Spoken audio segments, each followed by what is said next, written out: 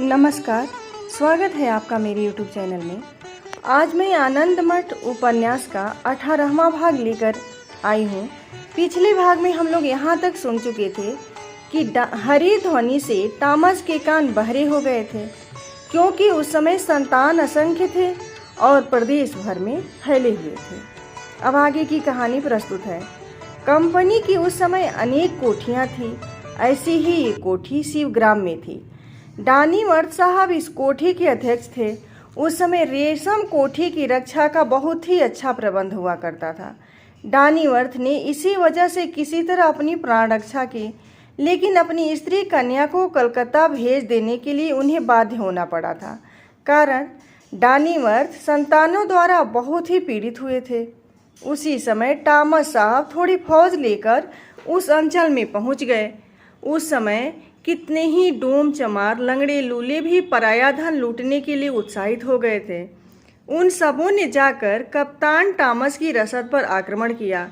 कप्तान साहब बहुत अधिक मात्रा में खाद्य सामग्री, घी, मैदा, सूजी, चावल गाड़ियों पर लदवा कर ले आ रहे थे।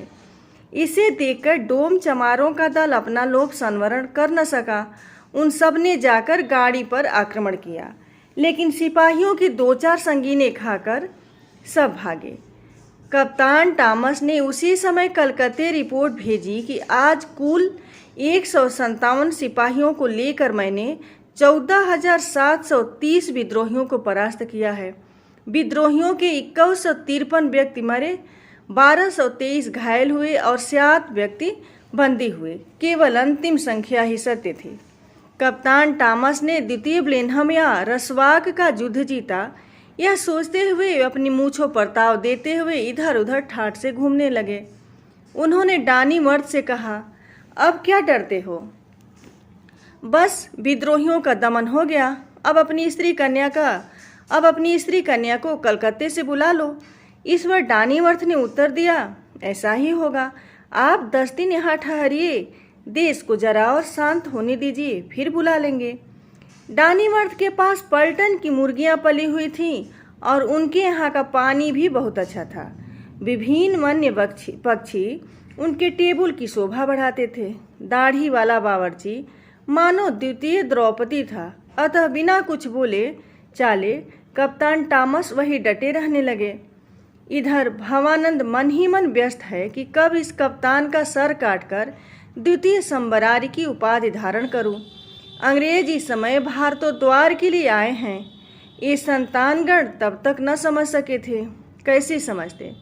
कप्तान टॉमस के समसामयिक भी उस समय न समझ सके थे कि भारतवर्ष पर हमारा राज्य स्थापित हो सकेगा। उस समय भविष्य तो विधाता ही जानते थे। भवानंद मन में सोचते थे कि इस असुर वंश का एक दिन निपात करूंगा। सब एकचित हो जाएं और जरा असतर्क संतान लोग अलग रहें। यही विचार कर सब अलग रहे। उधर कप्तान टॉमस द्रौपदी गुण ग्रहण करने में संलग्न थे। साहब बहादुर शिकार के बड़े शौकीन थे। वे कभी कभी शिवग्राम के निकट के जंगल में शिकार खेलने निकल जाते थे। एक दिन डानीवर्थ के साथ अनेक शिकारियों को लेकर टॉमस शिकार के लिए निकल पड़े। कहना ही क्या, टॉमस बड़े ही साहसी व्यक्ति हैं। बलवीर में अंग्रेजों से अतुलनीय हैं। इस जंगल में शेर, भालू आदि हिंसक जंतुओं का बाहुल्य है। बहुत दूर निकल जाने पर साथ के शिकारियों ने आगे बढ़ने से इनकार कर दिया कि निविड़ जंगल में हम न घुसेंगे। वे बोले, अब भीतर राह नहीं है, आगे जा न सकेंगे। डानीवर्थ भी ऐसे भयानक शेर के सामने पड़ चुके थे कि वे भी घुसने से मुकर गए। सब लोग लौटना चाहते थे। कप्तान टॉमस ने कहा, तुम लोग लौट जाओ, मैं ना लौटूंगा। यह कहकर कप्तान साहब ने भयानक जंगल में प्रवेश किया। वस्तुतः उस जंगल में राह न थी, घोड़ा आगे बढ़ न सकता था, लेकिन साहब ने अपना घोड़ा भी छोड़ दिया और कंधे पर बंदूक रखकर पांव पैदल आगे बढ़े।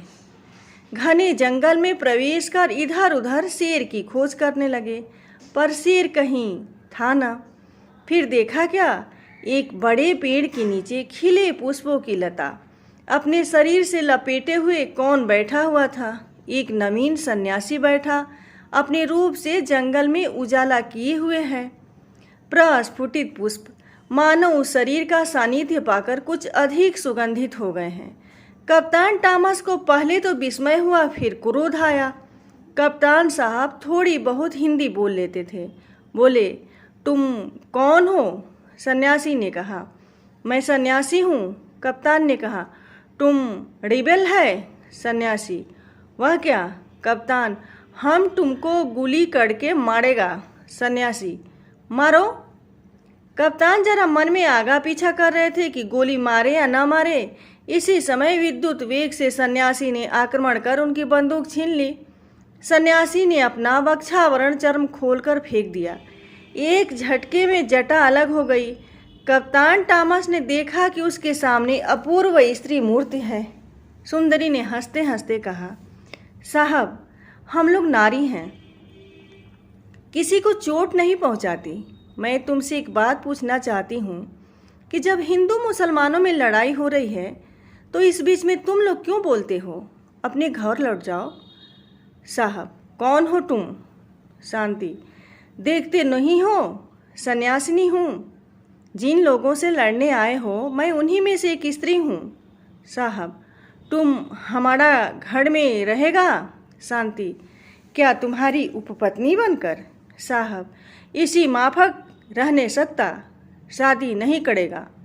शांति। मुझे भी एक बात पूछनी है। हमारे घर में एक सुंदर बंदर था, वो हाल में ही मर गया है।